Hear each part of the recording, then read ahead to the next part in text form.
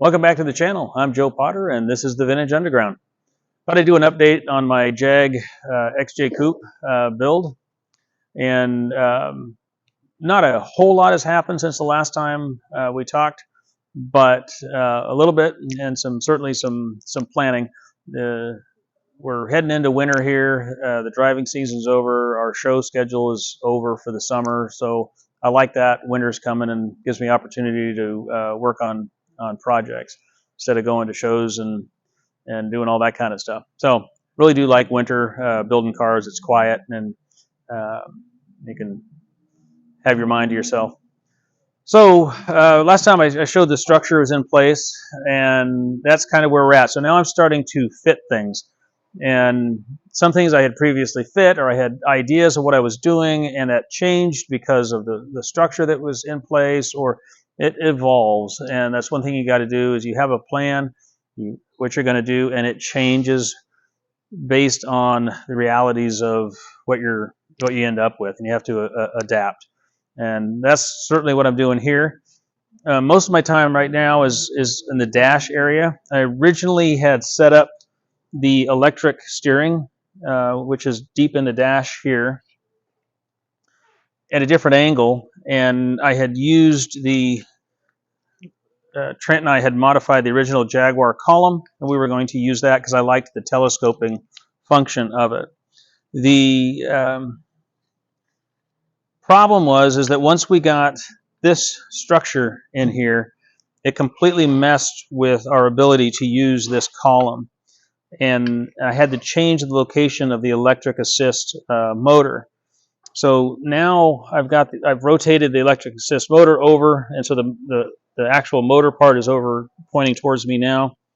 And then I had to change the steering column. So you can see all this mess here with tape and zip strips holding this in place because I'm just trying to suspend this steering column out in space to get a feel for the driving position and with the seat.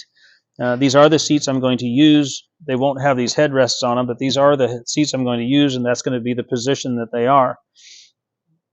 So I'm trying to create this in space so I know what I've got.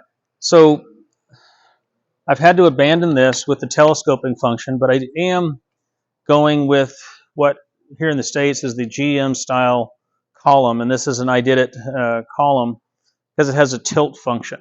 So I'm losing the telescoping, but I'm getting a tilting function. So I've got that mocked up. I think that's going to work.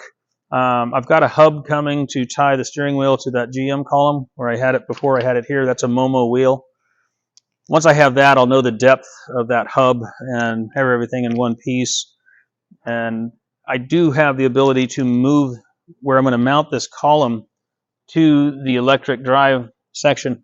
I can change that depth at this point, and then we'll set that. So I need all those pieces. So that's coming, getting close. The other thing was the AC and heating system, which is something I've been fighting as a concept this whole time.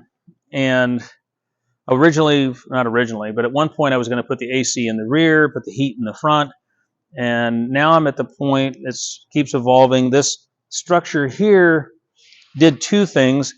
One, it allowed me to remove the strength structure that Jaguar had in the original build, thus opening up this whole caved area here for space, which I didn't have before, because this is now the strength across here, so I didn't have to worry about it. So now I'm at a situation where I can fit much deeper into the scuttle here a system, and so I'm back at looking, tying the AC and the heat in one package up front, and that's what I'm doing with this cardboard here, is mocking that up. The bottom of it's laying down here. I'm mocking up a heater core and an AC core, and I've got a couple more cores coming of different size, so I'm going to work that out. Once I have that, I will do all the plumbing. Probably 3D print, a lot of that. So I've got to get all that plumbed in to defrost, to floor, to vent, and whatnot. The goal here is to get the dash done, or the behind the scenes stuff, the column, the heater, the all that ductwork, all that in place.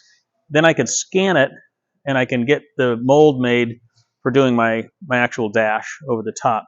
But we got to know what's underneath it. I can't make the top, I can't make the dash and then try to do the stuff underneath it. I've got to come up from the bottom. So this core stuff has to be figured out. So at what point I had changed my mind and I was going to put the AC in the rear to point forward, which is not optimum, but now I'm looking like I maybe don't have to do that.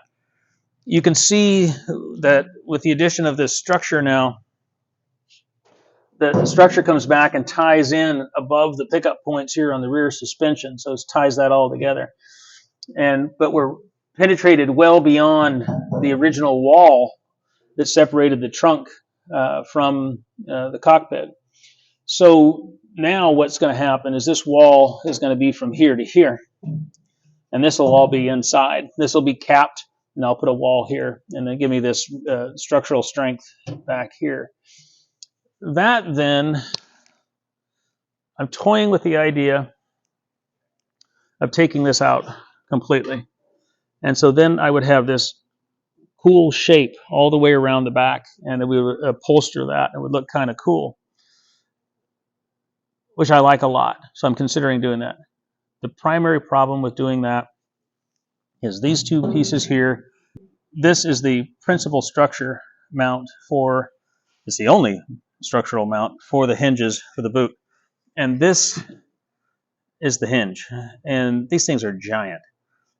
It bolts against the wall and it bolts up to these 2 points there like that on either side. So this thing's huge. So what I'm toying with now is there's some hinges on later cars that are much more compact, and instead of just a straight hinge like this, they kind of come up and over. So I'm thinking about mocking those up and see if I can make the boot lid work on those, which are much more compact and they mount on the side here and not vertically. If I did that and I can pull that off, then I have this structure here, this space here available to me to take out and make kind of a cool shape in the back. So that's the current thought on that. All that literally hinges on whether or not these hinges I've got coming will work and allow me to do that. So we'll see. So that's where I'm at on this right now. Should be making a lot more progress on it here now that winter's coming, and we can move forward at a lot better pace. So do appreciate you watching. Please do like and subscribe, and we'll see you on the next one.